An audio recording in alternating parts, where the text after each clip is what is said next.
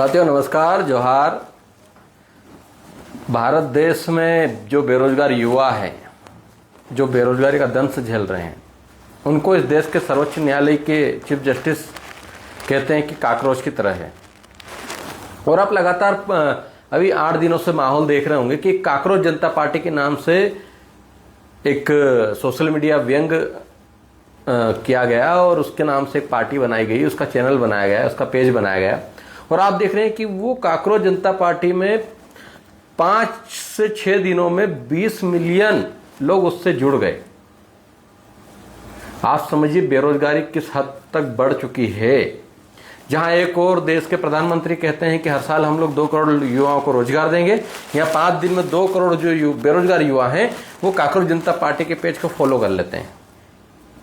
और कहा जाता है कि ये कुछ नहीं करते हैं। मेरा तो निवेदन है उन काकरोच जनता पार्टी से जुड़ने वाले साथियों से भी कि जो ताकत आपने सोशल मीडिया पे दिखाई है, जिस तंज को आप लोगों ने कसा है,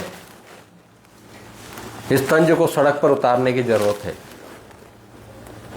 आज हक की आवाज के लिए, अधिकार की आवाज के लिए, आज हमारे युवाओं के रोजगार के लिए, आपके भविष्य के लिए आपको सड़कों पर उतरने की जरूरत है। सरकारें ऐसे काम नहीं करेगी, ना आपकी बातें सुनेगी। हाँ, लेकिन एक बहुत ही बड़ी ताकत आप लोगों ने दिखाई है। ये काकरोच जनता पार्टी के माध्यम से यहाँ के नेताओं को भी, यहाँ के सिस्टम को भी पता चला है क्या बेरोजगार युवाओं को जब कुछ गलत शब्द का उपयोग करके उनको गलत संज्ञा दी जाएगी तो इस देश का युवा चुप नहीं बैठेगा। और इस देश के युवाओं ने करके दिखा दिया। आज बेरोजगार की मार झेले तो युवा, नीट पेपर लीक हो जाए उसकी मार झेले युवा, दर दर के ठोकरें खाए युवा, शिक्षण संस्थानों में अच्छी शिक्षा नहीं मिल रही है उसका खामियाजा भुगते युवा। इस देश की उन्नति की बात करे और देश की बॉर्डरों पे रक्षा करे युवा आर्मी में जाकर। लेकिन बाकी जो युवा हैं, जो युवा आज बेरोजगारी के दंश झेल रही है, नाकामी किसकी है? नाकामी सरकारों की है, नाकामी केंद्र सरकार की है, नाकामी राज्य सरकार की है। लेकिन वो सरकार युवाओं को कुछ नहीं समझती है। और आज युवा शक्ति ने वो दिखा दिया। युवा शक्ति ने सोशल मीडिया के माध्यम से ही, लेकिन सीजीपी के माध्यम से ये बता दिया कि आप युवाओं को हल्के में मत लीजिए।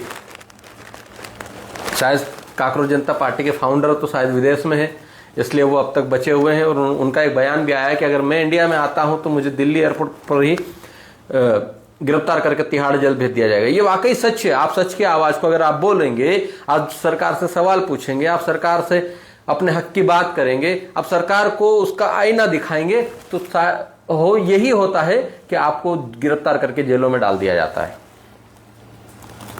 यह कोई आज की बात नहीं है, ये तमाम सरकारें करती आई है।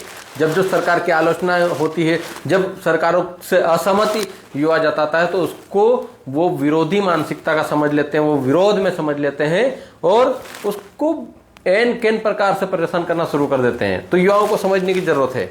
ये जो प्रताड़ित करने वाली सरकारें हैं, चाहे वो कांग्रेस की रही हो, चाहे भाजपा की रही हो, सभी सरकारों ने यही किया है। आज भाजपा की सरकार ने युवाओं का रोजगार छीनकर आज बेरोजगार करके दर दर के ठोकरें खाने को मजबूर कर दिया है। युवाओं को बोलना पड़ेगा, लिखना पड़ेगा और जरूरत पड़े तो सड़कों पर भी उतरना पड़ेगा। जब तक आप सड़कों पर नहीं उतरेंगे, जब तक आप अपने न्याय के लिए, हक के लिए आवाज नहीं उठाएंगे, तब तक ऐसे ही सताए जाएंगे। आप सभी साथियों से एक निवेदन है कि जब भी हक अधिकार की बात आए, जब अन्याय, शोषण, अत्याचार की बात आए, चाहे वो किसी भी वर्ग के साथ हो, एसटी, ओबीसी की खासकर युवाओं को, माइनॉरिटी समाज के युवाओं को खासकर जागना चाहिए, समझना चाहिए कि आज हमारी स्थिति बद से बदतर कर दी जा रही है। वो सिर्फ सरकार की वजह से हो रही है। ये कांग्रेस भाजपा के लोग जो हमेशा से सत्ता में बैठकर मलाई खाने का काम करते हैं और जनता को मरने के लिए छोड़ देते हैं। आज पानी की किल्लतें हैं, आज बिजली की किल्लतें हैं। एक तरफ मोदी जी कहते हैं कि पेट्रोल डीजल का कम इस्तेमाल करना चाहिए। क्यों ऐसी स्थिति बनी? क्यों ऐसा देश को मझधार में छोड़कर जा रहे हैं? क्या आप झोला उठाकर भागने वाले हैं? इस देश की भाजपा सरकार ने युवाओं को कहीं का नहीं छोड़ा है। आज नीट पेपर लीक होने के कारण कुछ जो छात्राएं थी वो आत्महत्या करने को मजबूर हो गई। अधिकारी कर्मचारियों को परेशान किया जाता है, युवाओं को मरने पर मजबूर किया जाता है।